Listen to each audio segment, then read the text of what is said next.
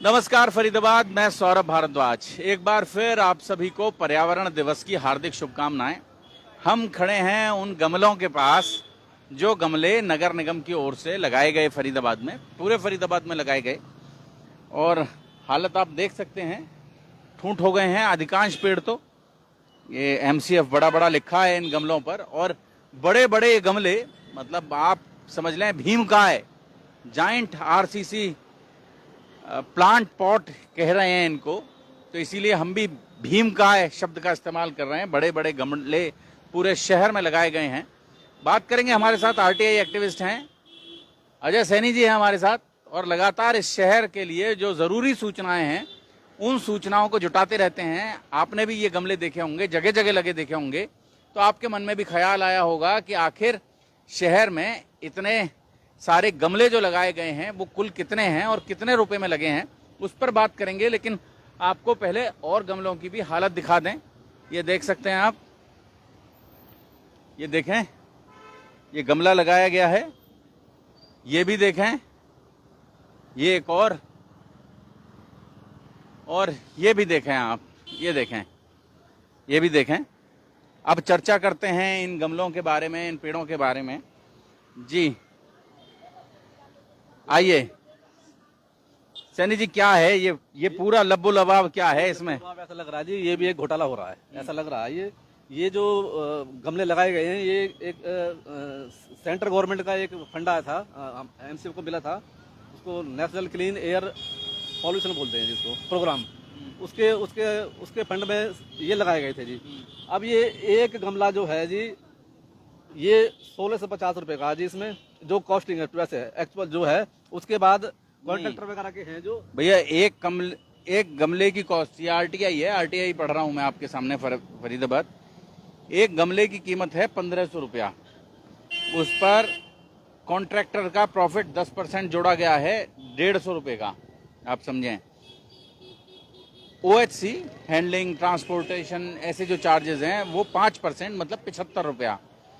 और total cost per pot हो गई A + B + C 1500 + 150 + 75 बराबर 1725, और फिर उस पर 18% का GST लगा है 310 रुपए का।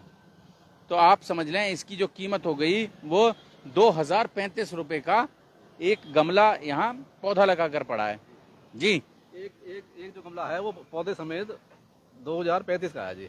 पूरे फरीदाबाद में इस तरह के 1650 गमले लगाए गए हैं। ये कागज कह रहा है 1650 गमले पूरे फरीदाबाद में लगाए गए हैं, और 33,58,575 रुपए टोटल इन पर खर्च किया गया है।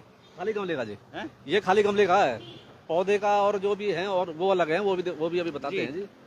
उसके लिए एक अलग टेंडर है इसका। ये दो इसमें थोड़ा, ये टोटल जो है 2 हिस्सों में है ये टेंडर जी। जो एक जो टेंडर है खाली गमले का जो है, ये 33,58,000 का है जी। और बाकी जो जिसमें पेड़ पौधे माली के और पैसे के जो पानी पूरी लगेगा जो, वो 48,60,000 रुपए का जी है। तो ये कुल मिला के ये जी, ये 48,60,000 रुपए का, और ये 3 साल के लिए, 3 साल की मेंटेनेंस है। 3 साल की मेंटेनेंस है। और आप ये समझें इसमें माली लगने हैं 144 माली इन 1650 गमलों की देखभाल करेंगे। ये लिखा है 144 माली हर महीने जी। हाँ, हर महीने 100। और ये जो 3 साल की जो, और एक मालिक को जो ये पैसा देंगे वो देंगे 9,312 रुपया जी। और 3 साल की अगर हम इसको कैलकुलेशन करते हैं तो 13,40,000 रुपये तो माली के लिए है जी, खाली जो इन पौधों के लिए जी। उसके बाद हम आ जाते हैं जी पानी के टैंकर पे। ये कहते हैं जी 5,000 लीटर के कैपेसिटी वाले टैंकर जैसे पानी देंगे हम।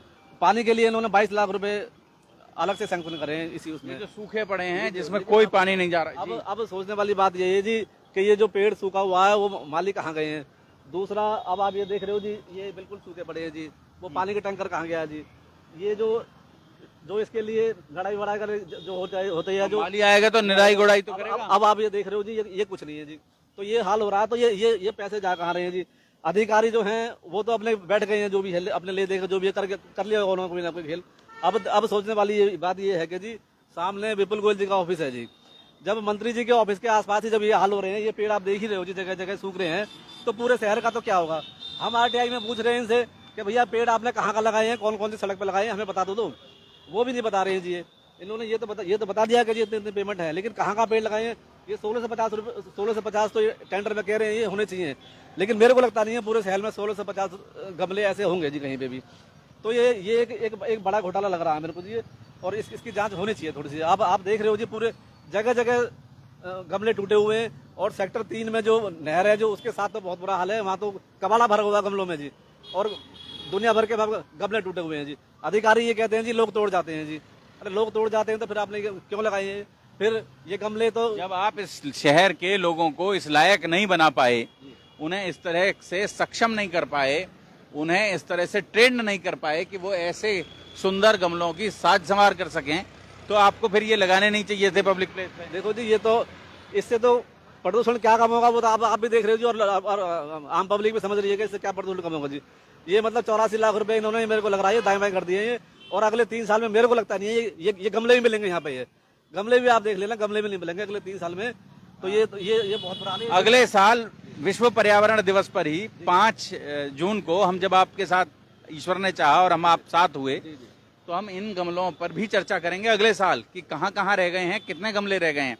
और फरीदाबाद आपकी जानकारी के लिए बता दूं, आमतौर पर जब हम प्रशासनिक अधिकारियों से बात करते हैं, नेताओं से बात करते हैं, तो वो एक बात कहते हैं, और वो बात बड़ी वाजिब बात है उनकी, लेकिन उसका भाई तोड़ बताएंगे आपको।